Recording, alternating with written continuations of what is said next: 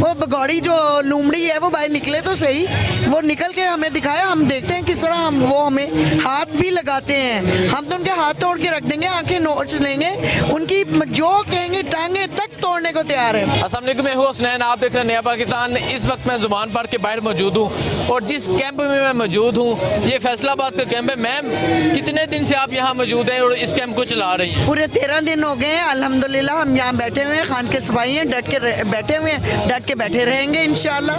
क्या वजह यहाँ बैठने की? देखें जी, इन्होंने कहा था कि हमने खान साहब को अरेस्ट करना है। ये पॉसिबल ही नहीं है कि हम अपने खान साहब को अरेस्ट होने दें। हम उनके सिपाही हैं, टाइगरेस हैं और बैठी हुई हैं इंशाल्लाह ताला। ये कभी पॉसिबल ही नहीं है कि वो खान साहब तक हमने उनको पहुंचने देना ही नहीं है। ये उनके खाली वो कहते हैं खोखले खौल है जो उन्होंने अपने ऊपर लिबादे ओढ़े हुए हैं। ये जो खौल है ना, इनको हम उतार के फेंकने वाले हैं। अच्छा, मुझे ये बताएं, खान साहब ने जेल बरो तहरीक का आगाज कर दी है, तैयार है जेल जाने के लिए? जी, हम लोग रेडी है। हम लोगों ने तो प्लान भी कर लिया। आज हम लोगों ने लिस्टें भी तैयार कर ली है किस किस ने जाना है। हम लोगों ने 5-5 फीमेल्स का ग्रुप बनाएंगे और हम तैयार हैं, रेडी हैं जाने के लिए और कोई मसला नहीं है। जेल बड़ी सख्त होती है इंशाल्लाह, कोई मसला नहीं है, टेंशन ही कौन सा जेलें पहले नहीं देखी हुई। तैयार है जेल जाने की? बिल्कुल रेडी है, एकदम रेडी है इंशाल्लाह ताला। ये भी क्या याद करेंगे कि खान साहब की जो टाइग्रेस है वो कितनी जल्दी रेडी हो गई हैं कि आए हमें हाथ तो लगाएं। वो भगौड़ी जो लूमड़ी है वो भाई निकले तो सही, वो निकल के हमें दिखाया, हम देखते हैं किस तरह वो हमें हाथ भी लगाते हैं। हम तो उनके हाथ तोड़ के रख देंगे, आंखें नोच लेंगे, उनकी जो कहेंगे टांगे तक तोड़ने को तैयार है। अच्छा, मुझे ये बताएं, गिरफ्तारियों का सिलसिला जारी है, आपको पता है शहबाज गिल को किया गया, आजम सवाती साहब को किया गया, इमरान रियाज को किया गया, फवाद साहब को किया गया, अब शेख साहब हवालात में, क्या कहेंगे? मैं इसकी हम पुरजोर मजम्मत करते हो कि बिला जवाज देखें, कोई बात हम मुंह से भी निकालते हैं तो उसमें मुकदमे बन जाते हैं। ये ऐसे सच्चे सावतरी दुनिया से उतरे हुए हैं, फरिश्ते उतरे हुए हैं। ये तो गलतियां करते नहीं। ये सारा इन्होंने रजीम चेंज का प्रोग्राम क्या किया था? यही किया था कि इन्होंने एनआरओ लेना था, इन्होंने अपने केसेस माफ़ करवाने थे, अपने आप को साफ शफाफ जाहिर करना था।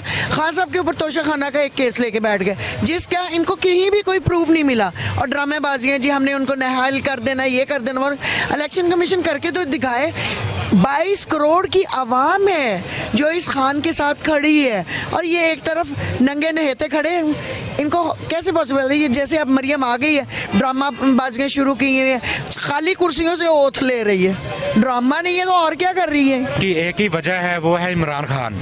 हमारी रेड लाइन है। हम अपने लिए, अपने बच्चों के मुस्तकबिल के लिए यहाँ पे डेली आते हैं, खान साहब की हिफाजत के लिए। जब से हमें पता चला है कि इन्होंने खान साहब को अरेस्ट करना है, तब से हम डेली आ रहे हैं और यहाँ पे पहरा देते हैं और हम यहाँ आते रहेंगे।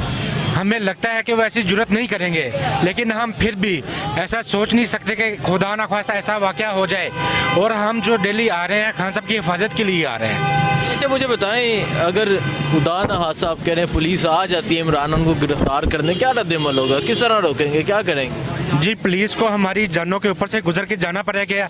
हम उनको रोकेंगे, जहाँ हम नहीं, जहाँ पुलिस नहीं। अब उनको रेजिस्टेंस मिलेगी और हमको प्रॉपर रेजिस्टेंस देंगे। ऐसे नहीं हम उनको अंदर जाने देंगे इंशाल्लाह ताला। कहा जा रहा है कि रेड लाइन लगा दी गई है इमरान खान पे, किसी सूरत नहीं आने दिया जाएगा। जी बिल्कुल नहीं आने दिया इमरान खान को हुकूमत में। बिल्कुल, हम पाकिस्तानी अवाम अब ये समझती है कि अब जो ताकत का महवर है वो ट्रांसफ़र हो रहा है।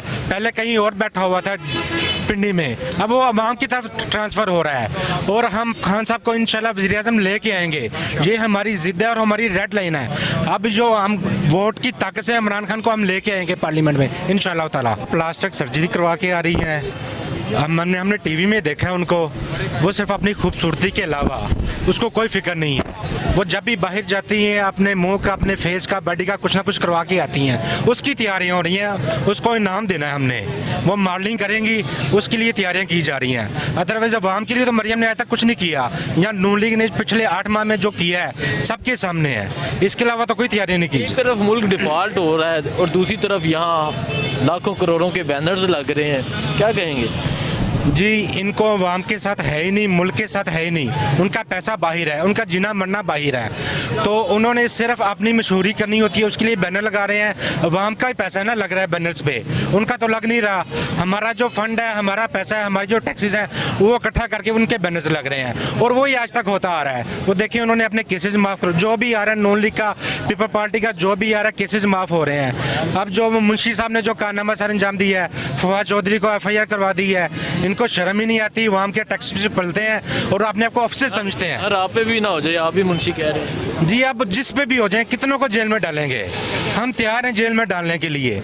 है तो मुंशी है ना, क्लर्क है, कोई छोटा है कोई बड़े लेवल का है, कोई 6वें ग्रेड का है, कोई 20वें ग्रेड का है वो क्लर्क ही है, मुंशी है।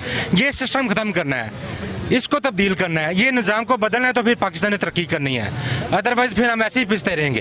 क्लर्क को क्लर्क ही रहना चाहिए।